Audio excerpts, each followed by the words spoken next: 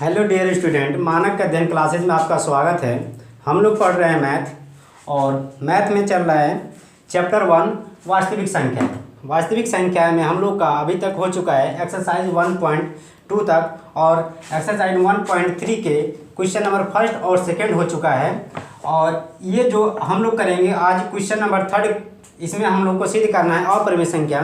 जैसा कि सभी लोग जानते हैं कि अपरिमेय संख्या मतलब सभी लोग पहचानना सभी लोग जानते हैं, लेकिन उसे जब कहा जाए लिखिए मतलब बताइए प्रूफ कीजिए, तो बस यहीं से मतलब कि कैसे इसे स्टार्ट करें, कैसे बताएं कि यह अपरिमेय संख्या है लिख कर। ठीक है, तो यह बोर्ड एग्जाम के लिए मतलब बेस्ट क्वेश्चन है एकदम, इससे ज़्यादा टफ क्वेश्चन नहीं आने वाला है। ठीक है, तो ध्यान से देखिए, इस चीज़ को प्रैक्टिस करेंगे तभी आप लिख पाएंगे।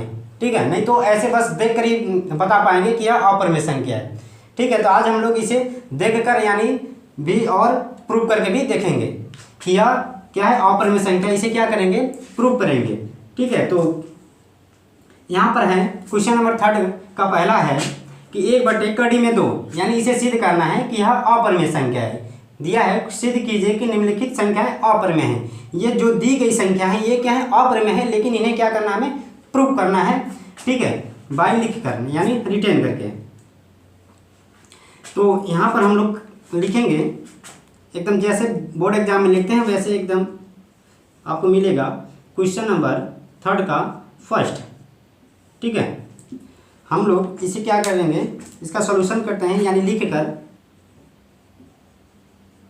सॉल्यूशन देखेंगे।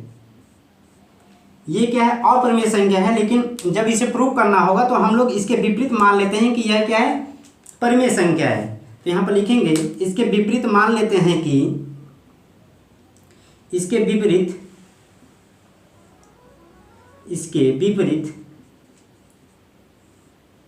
मान लेते हैं कि 1/√2 एक क्या है, एक परिमेय संख्या है, एक परिमेय संख्या है। ठीक है, और जैसा कि हम लोग जानते हैं जब कोई परिमेय संख्या होती है तो हम लोग उसे p/q क्रम में लिख सकते हैं। तो यहाँ पर हम लोग लिखेंगे जबकि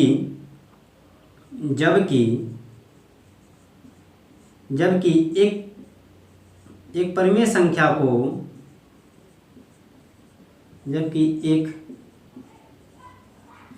एक परिमेय संख्या को p/q के रूप में आप यहाँ पर a/b भी लिख सकते हैं, b भी लिख सकते हैं, कोई दिक्कत नहीं। ठीक है, तो यहाँ पर p/q के रूप में लिख सकते हैं या व्यक्त कर सकते हैं, रूप में लिख सकते हैं जहाँ लिखेंगे जहाँ p और q दो पूर्णांक हैं, यानी दोनों क्या है, पूर्णांक हैं, और वह लिखेंगे वह q का मान 0 नहीं है, यानी q 0 के बराबर नहीं है। और लिख लेंगे p तथा p और q में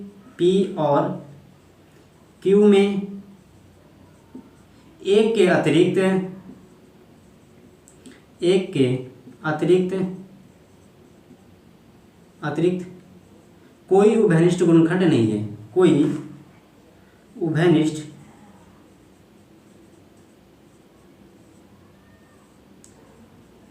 गुणनखंड नहीं है। ठीक है, जब p और q में एक के अतिरिक्त कोई उभयनिष्ठ गुणनखंड नहीं है, इस बात को ध्यान में रखिएगा। और जब इसे हम लोग मान लिए हैं कि ये क्या है, एक परिमेय संख्या है, और जबकि परिमेय संख्या को हम लोग p/q के रूप में क्या कर सकते हैं, लिख सकते हैं। तो यहाँ से अब हम लोग क्या करेंगे, स्टार्ट करते हैं यहाँ से, यानी अब इस चीज़ को यहाँ पर आप लिखेंगे तब 1/√2 बराबर p/q। अब यहाँ से क्या कर देते हैं, इसका तिर्यक गुणा, ठीक है, यानी Q का 1 में और √2 का P में। तो यहाँ पर आ जाएगा Q बराबर P इंटू √2, ठीक है। अब यहाँ पर हम लोग क्या कर देते हैं, दोनों पक्षों का स्क्वायर कर देते हैं, यानी दोनों पक्षों का वर्ग कर देते हैं, या दोनों पक्षों का स्क्वायर कर देते हैं। लिखेंगे दोनों पक्षों का वर्ग करने पर, दोनों पक्षों का वर्ग करने पर, जब करेंगे तो यहाँ क्या आएगा, यहाँ पर इसका करेंगे वर्ग तो इसका आएगा Q² और इसका करेंगे तो P²। ये क्या है, इंटू में है, तो जब √2 का जब हम लोग करेंगे तो ये क्या आ जाएगा, रूट से बाहर आ जाएगा, यानी इंटू 2।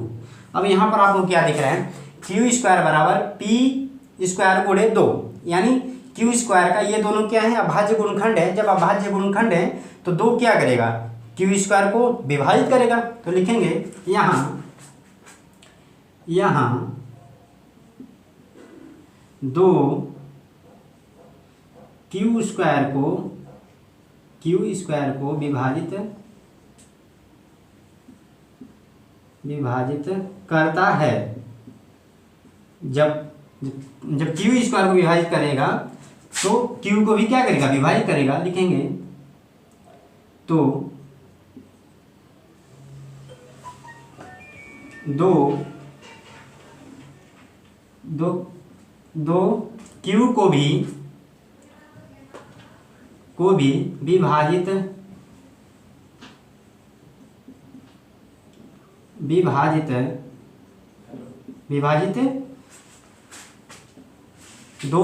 Q को भी विभाजित करेगा, ठीक है। और पेपर में, बोर्ड पेपर में हैंडराइटिंग सही होनी चाहिए आपकी, ठीक है, इससे ज़्यादा इफेक्ट पड़ता है। तो यहाँ पे देखिए, यहाँ 2 Q² को विभाजित करता है, तो 2 Q को भी विभाजित करेगा। तब यहाँ पर हम लोग मान लेते हैं, इसे मान लेते हैं फर्स्ट, ठीक है। तो मान लेते हैं Q बराबर 2C, यानी जो Q जो संख्या बनेगी C में क्या कर देंगे, उसका मल्टीप्लाई जब कर देते हैं, मान लेते हैं ऐसा कि ये संख्या 2 का C में गुणा करके Q बन रहा है, ठीक है। तो यहाँ पर हो जाएगा, इसे अब क्या करेंगे, Q का मान यहाँ पर रख देते हैं, ठीक है। तो यहाँ पर Q² है, तो यहाँ पर आएगा 2C का स्क्वायर, ठीक है, 2C का स्क्वायर बराबर P² इंटू 2। यहाँ क्या आ जाएगा, 2 दूनी 4 C² बराबर P² गुणे 2। अब क्या आ जाएगा, 2 से इस साइड में और 2 एकम 2, 2 दूनी 4 इस साइड में आ जाएगा, 2C² बराबर P²। अब यहाँ पर आपको क्या दिख रहा है, P² बराबर 2 गुणे C²। इसका मतलब P² का भी यहाँ पर क्या निकल गया, गुणनखंड निकल गया है। जब गुणनखंड निकल के आता है, इसका मतलब जैसे देखिए 4 बराबर 2 गुणे क्या है 2, तो 2 क्या करेगा, इस 4 में जब भागा देंगे तो 4 क्या कटेगा। तो यही चीज़ यहाँ पर हम लोग लिखेंगे, यहाँ 2 P² को विभाजित करता है, तो 2 P को भी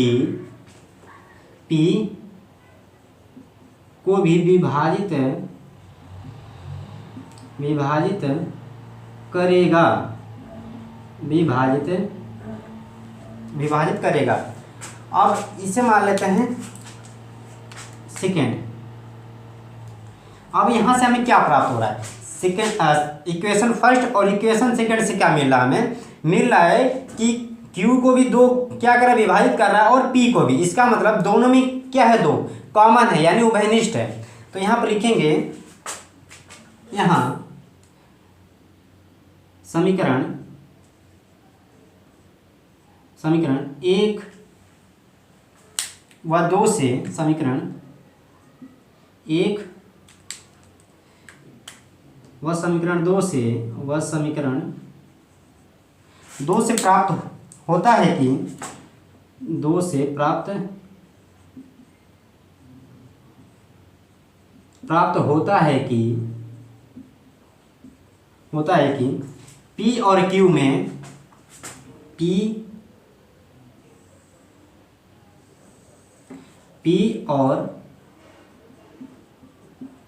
P और Q में दो क्या है, दो उभयनिष्ठ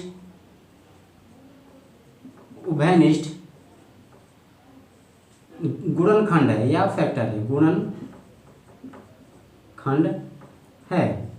ठीक है। और समीकरण 1 और 2 में क्या हो रहा है, समीकरण 1 और 2 से हमें प्राप्त हो रहा है कि P और Q में दो क्या है, उभयनिष्ठ गुणनखंड है। जबकि हमने शुरुआत में क्या मान के रखा था कि P और Q में एक के अतिरिक्त कोई भी उभयनिष्ठ गुणनखंड नहीं है। तो इसका मतलब हमें क्या प्राप्त हो रहा है, इसका विरोध हो रहा है। तो यानी हमें आभास ऐसा प्रतीत हो रहा है, यानी ये हमें विरोधाभास उत्पन्न हो रहा है कि हम लोग मान के रखा था P और Q में एक अतिरिक्त कोई भी उभयनिष्ठ गुणनखंड नहीं है, जबकि यहाँ पर हमें क्या मिल रहा है, दो उभयनिष्ठ गुणनखंड है।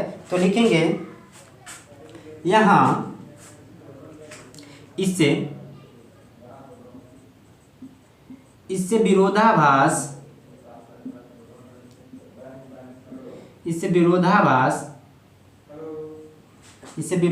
प्राप्त होता है कि P और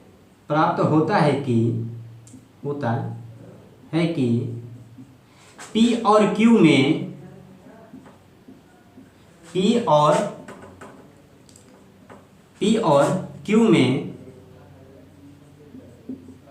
एक के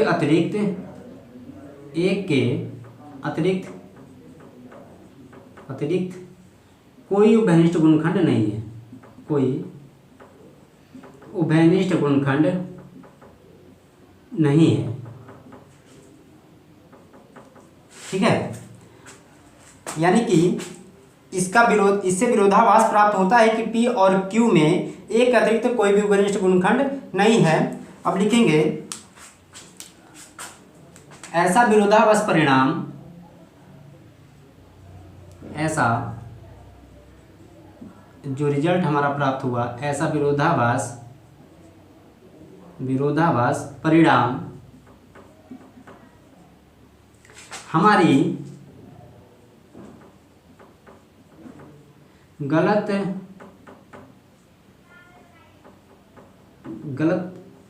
कल्पना के कारण प्राप्त हुआ है कि क्या हुआ, प्राप्त हुआ है कि 1 कड़ी में 2 एक परिमेय संख्या है, एक परिमेय संख्या है। ये क्या हमारा, ये जो हमारा रिजल्ट है गलत है। ठीक है, क्या है, गलत है। तो सही क्या है, लिखेंगे अतः, लास्ट में जो हमारा निष्कर्ष निकल के आएगा, अतः 1/√2 यानी 1/2 एक अपरिमेय संख्या है। यही हमारा सही रिजल्ट है। 1/2 एक अपरिमेय संख्या है, परिमेय संख्या है। बेस्ट क्वेश्चन है ये तीनों फॉर बोर्ड एग्जाम के लिए, यानी इससे ज़्यादा टफ क्वेश्चन आ ही नहीं सकता, एकदम पूरा गारंटी है। ठीक है, तो यहाँ से हमें क्या प्राप्त होता है कि 1/√2 क्या है, अपरिमेय संख्या है। ये क्या हो गया, सिद्ध हो गया। अब हम लोग देखेंगे कि 7 और √5 यानी 7√5 क्या है, अपरिमेय संख्या। इसे कैसे सिद्ध करेंगे, बहुत ही सिंपल है ये वाला, तो इससे भी आसान है। जल्दी से इसका स्क्रीनशॉट ले लीजिए, देखते हैं हम सेकंड क्वेश्चन। ठीक है, देखेंगे क्वेश्चन नंबर 3 का सेकेंड। देखिए यहाँ से हम लोग देखेंगे क्वेश्चन नंबर 3 का सेकेंड का सॉल्यूशन देखेंगे। तो यहाँ से हमें क्या करना है, 7√5 क्या है, अपरिमेय संख्या है। इसे क्या करना है, प्रूव करना है। ठीक है, तो सॉल्यूशन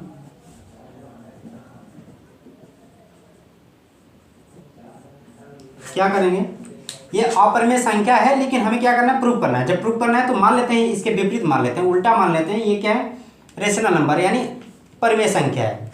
ठीक है, तो यहाँ पर लिखेंगे हम लोग, इसके विपरीत मान लेते हैं कि, इसके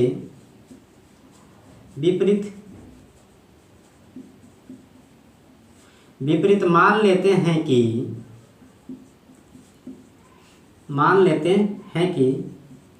ये प्रैक्टिस करेंगे तभी आएगा, नहीं तो बस देख कर बता पाएंगे कि अपरिमेय संख्या है और इसे अब लीव करना ही प्रूफ नहीं कर पाएंगे।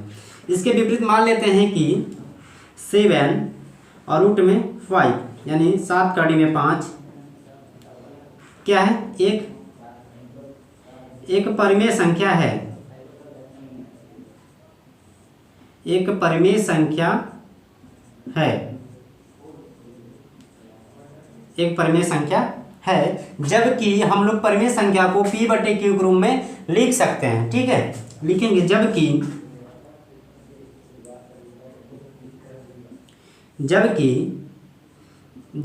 एक परिमेय संख्या को, या जबकि परिमेय संख्या को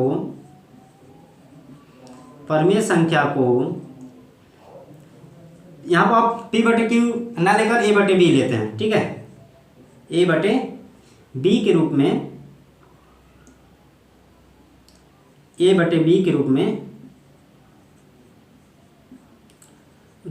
लिख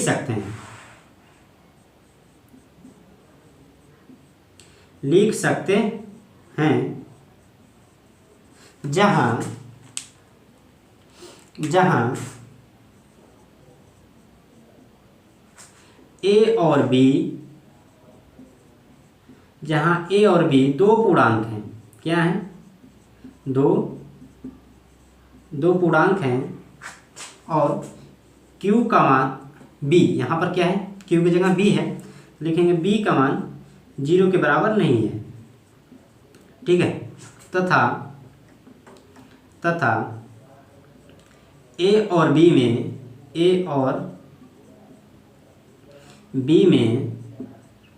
a के अतिरिक्त कोई उभयनिष्ठ गुणनखंड नहीं है, कोई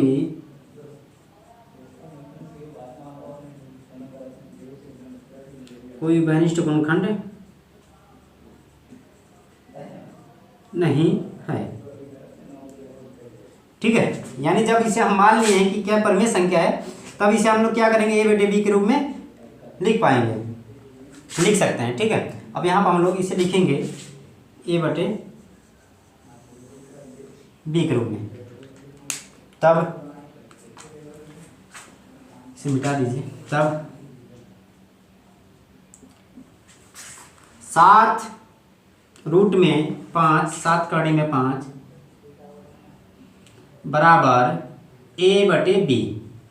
ठीक, अब यहाँ से हम लोग क्या कर देते हैं, 7 यहाँ पर क्या है, गुणे में है यानी मल्टीप्लाई में है, इस तरीके से 7 गुणे कड़ी में 5 बराबर a/b।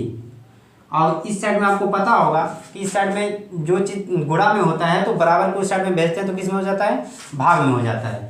तो इस साइड में क्या बचेगा, कड़ी में 5 बराबर a/7b, भागा में आ गया।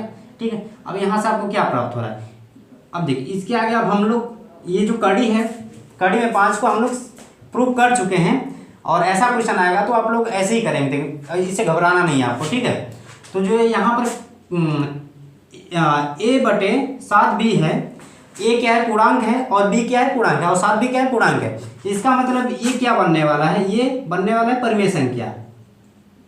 इससे क्या बनेगा, परिमेय संख्या बनेगा, और ये परिमेय संख्या की ये क्या है, बराबर है, तो इसका मतलब रूट में 5b क्या होने वाला है, परिमेय संख्या होने वाला है। लेकिन ये परिमेय संख्या नहीं है, यही चीज हम लोग यहाँ पर लिखेंगे, जहाँ लिखेंगे यहाँ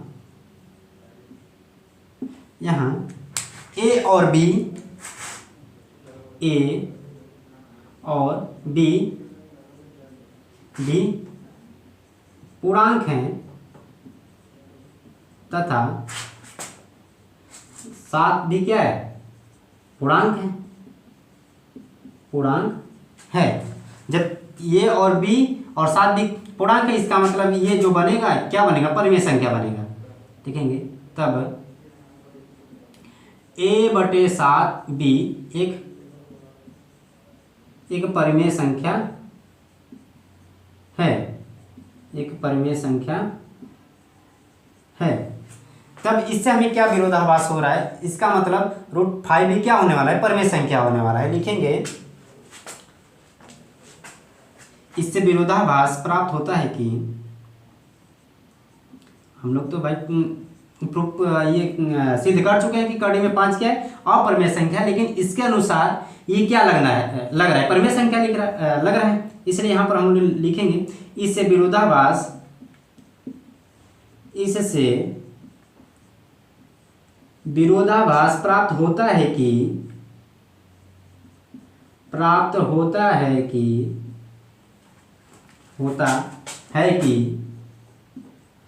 जो कड़ी में 5 है यानी √5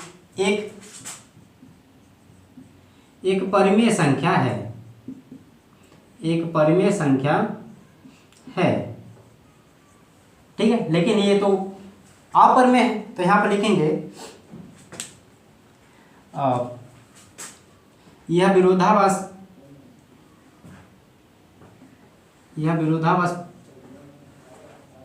विरोधाभास रिजल्ट यानी विरोधाभास परिणाम हमारी गलत कल्पना के कारण, गलत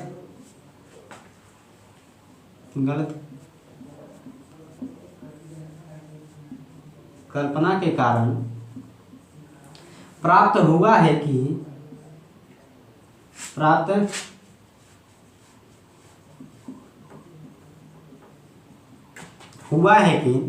7 कड़ी में 5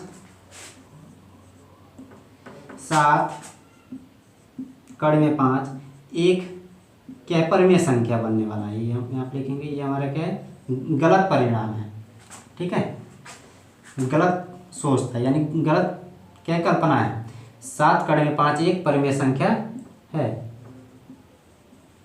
तो जब हमारा ये गलत है तो सही क्या है, सही है कि लिखेंगे अतः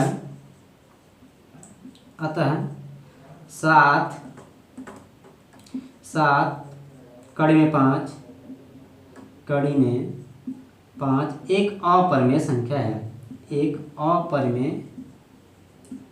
संख्या है। ठीक है, ये क्या हो गया, प्रूफ हो गया। यही हमें क्या करना था, सिद्ध करना था। ठीक, अब जल्दी से इसका स्क्रीनशॉट ले लीजिए। अब देखेंगे हम लोग क्वेश्चन नंबर 3 का थर्ड। ठीक है, यहाँ पर हमें करना है क्वेश्चन नंबर 3 में करना है 6 प्लस कड़ी में 2, 6 प्लस कड़ी में 2 क्या है, अपरिमेय संख्या। इसे क्या करना है, हमें प्रूव करना है और लिख कर। ठीक है, अब यहाँ पर क्या है, क्वेश्चन नंबर 3 है। क्वेश्चन नंबर 3 में क्या बोला है, 6 प्लस √2 क्या है, अपरिमेय संख्या, इरेशनल नंबर है और इसे हमें प्रूव करना है। ठीक है, तो इसका देखेंगे सॉल्यूशन।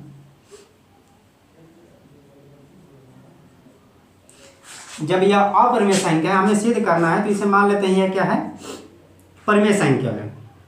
इसके विपरीत मान लेते हैं, इसके विपरीत मान लेते हैं कि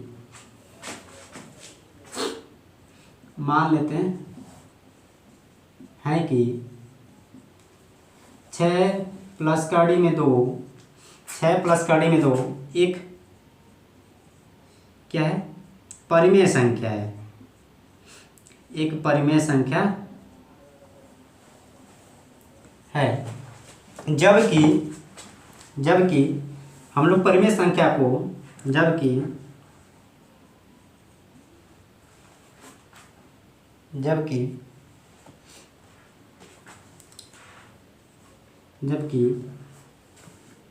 परिमेय संख्या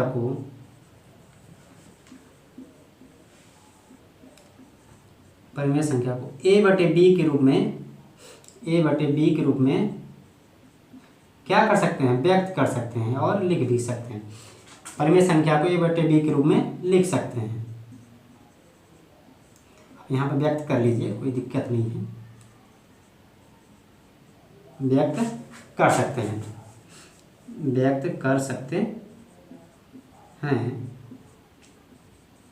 जहाँ a और b क्या है, पूर्णांक है। ठीक है, a और b क्या है, पूर्णांक है। लिखेंगे जहाँ a और b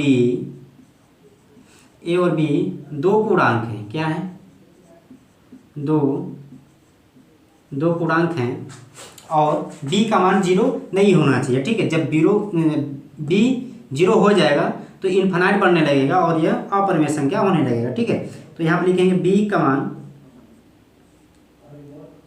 0 नहीं है, तथा a और b में एक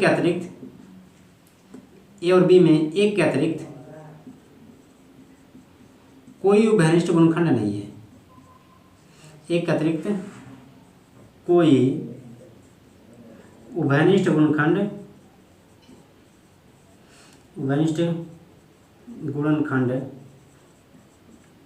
नहीं है। ठीक है, जब नहीं है इस संख्या को, जब हमने मान लिया कि क्या है, क्या परिमेय संख्या, जब परिमेय संख्या है तो इसे हम लोग a बटे b के रूप में क्या कर सकते हैं, लिख सकते हैं। ठीक है, तो इसे लिखेंगे यहाँ पर, तब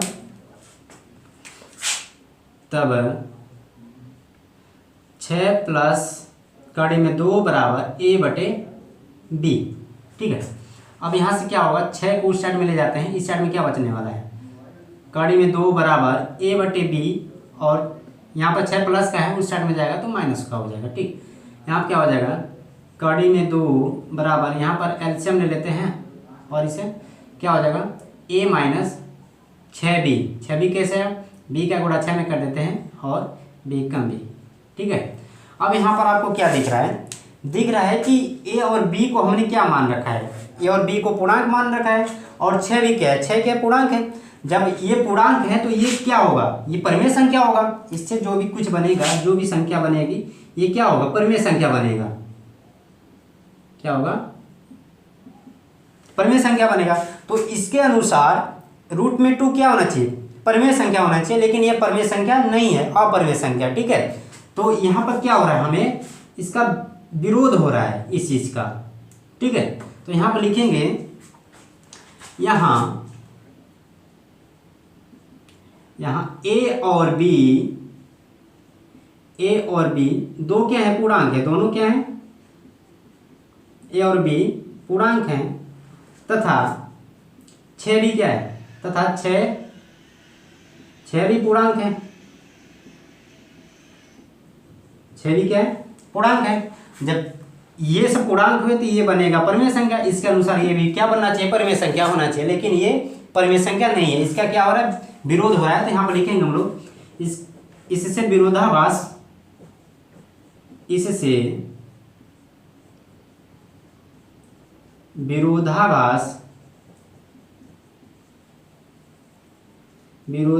प्राप्त होता है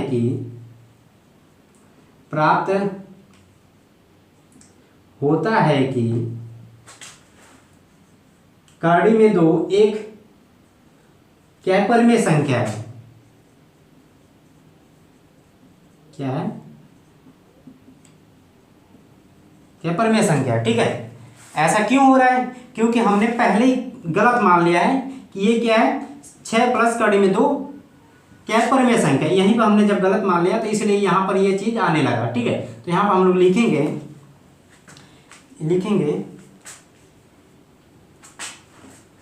यह विरोधाभास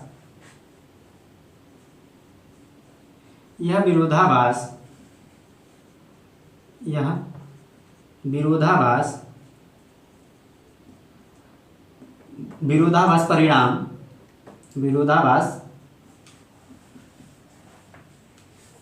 हमारी गलत कल्पना के कारण प्राप्त होता है कि या प्राप्त हुआ है कि के कारण प्राप्त हुआ है कि 6 प्लस करड़ी में 2 एक क्या है, परिमेय संख्या है, एक परिमेय संख्या है, परिमेय संख्या है। ये क्या हमारा परिणाम गलत है। जब गलत है तो सही क्या है वो लिखेंगे। अतः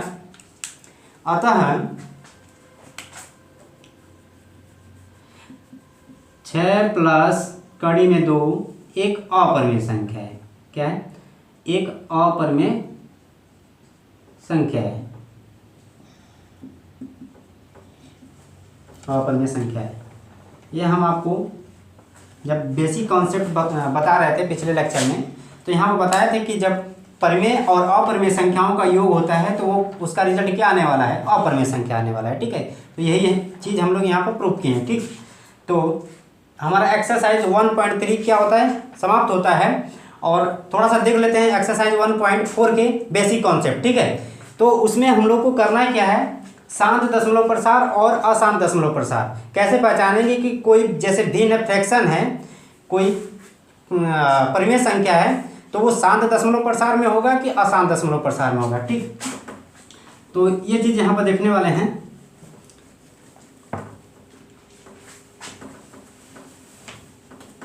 एक्सरसाइज 1.4 की बेसिक कॉन्सेप्ट।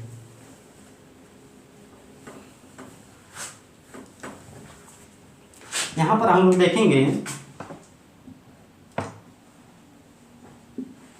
एक्सरसाइज 1.4 के कॉन्सेप्ट। ठीक, इसमें उसमें बताना है शांत दशमलव प्रसार और अशांत दशमलव प्रसार। कोई भी क्या होगा, फ्रैक्शन होगा, कोई भी जैसे भिन्न होगा, मान लीजिए इस तरीके से a/b के रूप में होगा। ठीक है, जब इस प्रकार का होगा तो इसे शांत दशमलव प्रसार तब कहेंगे जब यदि ये जो b होगा, b का अभाज्य गुणनखंड इस रूप का होना चाहिए, 2 के घात में n गुणे 5 के घात में n। ठीक है, इसका अभाज्य गुणनखंड, क्या अभाज्य गुणनखंड निकालेंगे और चेक करेंगे उसमें केवल 2 और 5, यदि 2 भी नहीं रहेगा तब भी काम चलेगा।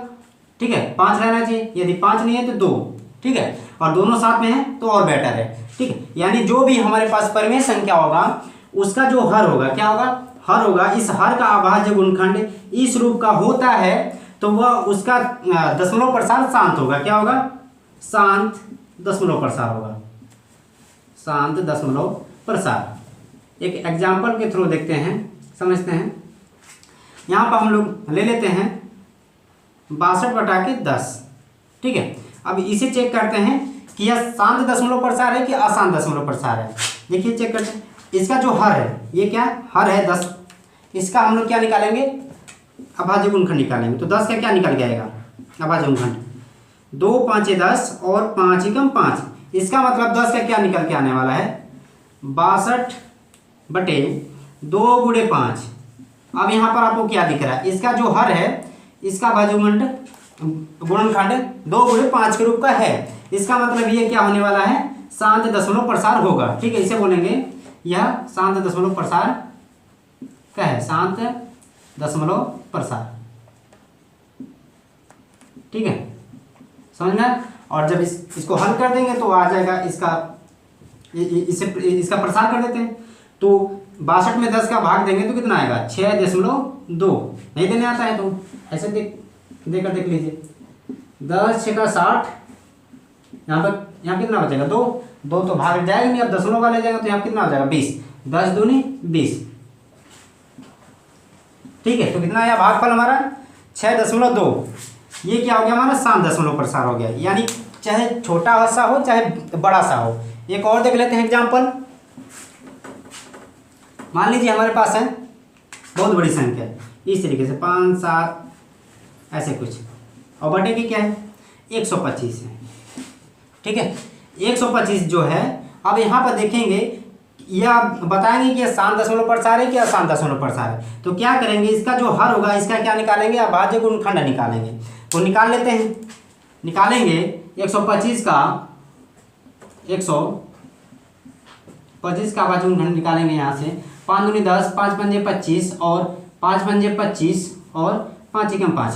ठीक है, तो यहाँ से क्या निकल के आने वाला है इसका 57,656 बटे क्या आएगा 5 × 5 × 5।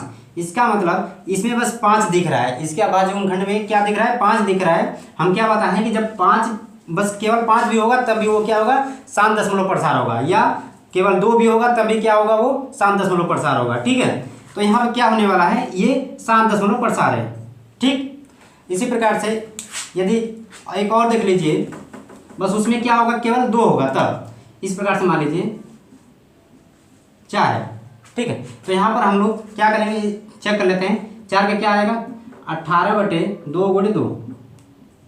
ठीक है, अब जब यहाँ क्या दिख रहा है आपको इसका 4 का अभाज्य गुणनखंड 2 × 2, यानी ये क्या है इस रूप का है, तो ये क्या होगा 7.प्रसार होगा। देख लेते हैं, भाग देखकर चेक कर लेते हैं। 18 में 4 का भाग दे लेते हैं, 4 चौका 16, हमें 16 आएगा।